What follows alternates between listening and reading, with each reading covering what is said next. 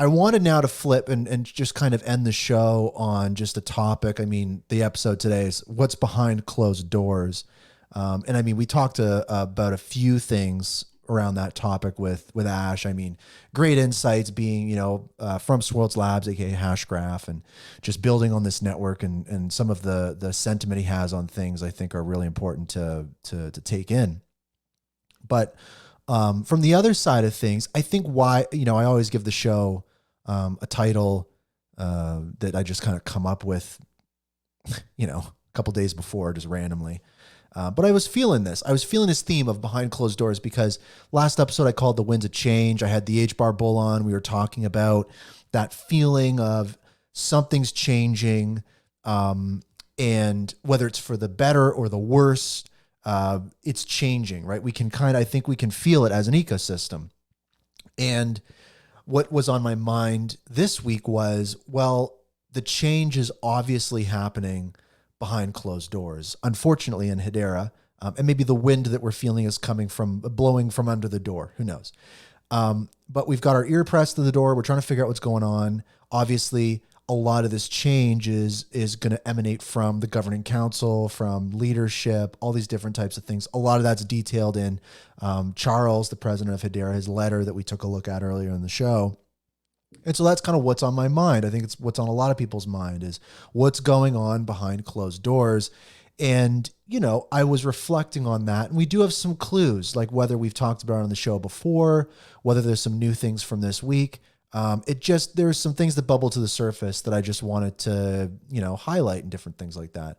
I brought up the HBAR bull. I would say everybody go check out his most recent episode from last Friday.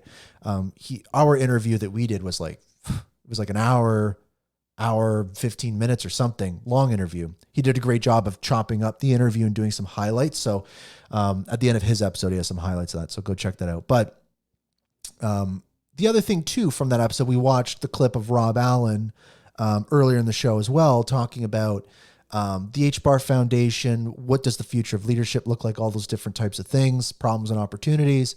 But in relation to last week's episode as well, talking about some signals. I posted this clip. It's always weird to see myself in the show. The real me is down here, but there I am up there. This was a clip of the HBAR bull and I chatting on, I asked him, what would you say to somebody that wants to leave the ecosystem? And he shares some thoughts on it, which I think were really, really great. And I was kind of like, I didn't know what to make of this, but Charles Atkins, the president of Hedera, there's the top dog over there. He leaves a very cool GIF. They're right, And what this kind of leads me to believe is I think a lot of what the ecosystem is talking about, as controversial as it is at times, I think the topics surrounding leadership, problems, and opportunities, such as marketing and this and that, I think are really in line with leadership, like clearly with, top dog, Charles, right? And many others that, have interacted with content similar to mine. And so it was a little surprising to me to see that, to be honest. But it definitely gives you a signal of what could be happening behind closed doors. And the signal that it gives me is that maybe, it's a little closer to what we think it might be than not. I just saw someone called in. Give me like 10 minutes. Give me 10 minutes. Also too, just on that, there definitely were some other thoughts when we look at what happened earlier this week with Atma.io. As we know, of course, as many of us know, the Atma.io use case is subsidized, right? The HBAR Foundation will send HBAR to a payer account. That payer account will be used for processing the 1,500 transactions a second, right? And the thing there is when that account runs out, the transactions stop, right? Which isn't, like, from an optics standpoint, isn't a great look for the network. And so it's also too, like, why does that happen? Why isn't it automated? What's that about? So there's also those types of questions floating around in regards to that. Also, too, there was a great article written by Brady at Bonzo Finance, also previously Swirls Labs, and he's writing about the need for clear vision and metrics by Hedera. So the need for kind of like what Ash was talking about earlier on the show is getting through this identity crisis and figuring out what the drive is, what the purpose is, what the vision is. And then what Brady kind of adds to this is the need for transparent metrics and analytics. So he lists here network fees and revenue, DeFi token value locked, TVL, decentralized exchange trading volume, stablecoin liquidity, real world asset market capitalization, NFT trading volume, native staking and liquid staking rates. So like what is going on the network and how do we measure that? Right now it's only possible to see transactions per second. And now with HederaRevenue.com, seeing revenue of the network. And there are some other dashboards that can provide some more information, but definitely we need more transparency like that. And, I would definitely encourage people to read this article, but there was one part in it where he hit on the retail pays the bills stuff that I think was kind of, yeah. So I'll just read you kind of this one part here. So Brady writes, currently the most visible measure of progress we've seen from Hedera is celebration of cumulative transaction milestones. Recently, we just saw Hedera pass 68 billion, social media banners for every 10 billion transactions, etc.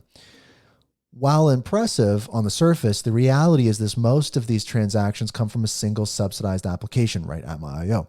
The vast majority of sustainable revenue is generated by retail-focused applications. This explains the popular phrase, retail pays the bills.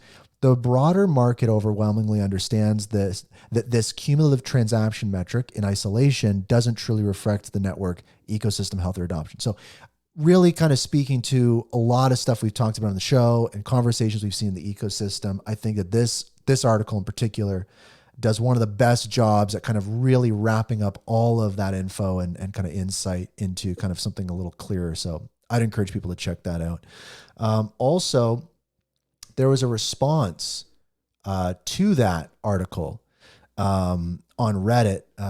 So this was posted to Reddit, this article, and user Rob Paulson responded with, I think it's important to read this because this paints the picture from the other side. Like why might people not want something like this? Even though I strongly disagree with that sentiment, I think we do need those types of things.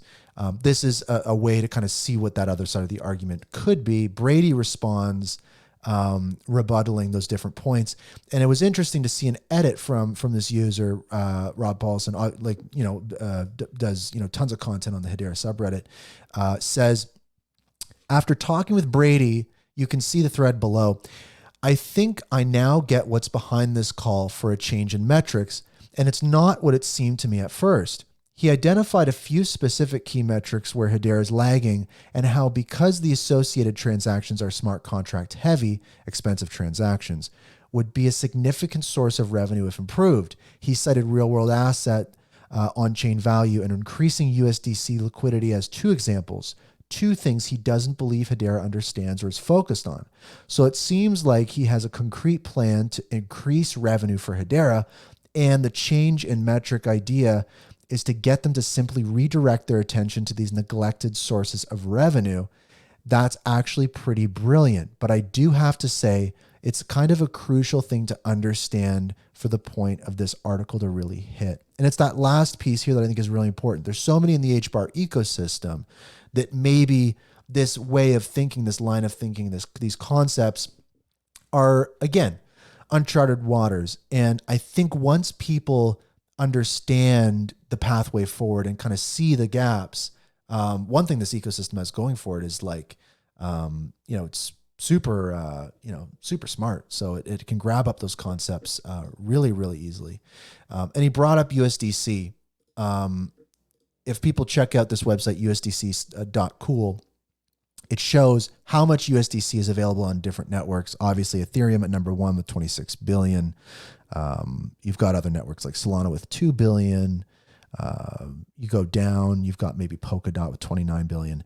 And then we've got Hedera with 9.4 billion. So 9.4 million. Sorry, these are millions, not billions. Only Solana, Base, Ethereum, Arbitrum have billions. These are all millions. So Hedera's got 9.4 million. And that's alarming, right? There is USDC minted on Hedera that's native to Hedera USDC. There's not a lot of that, obviously. And what that means is it's not available on centralized exchanges. We saw during the hackathon, right? Milan's Nomad device.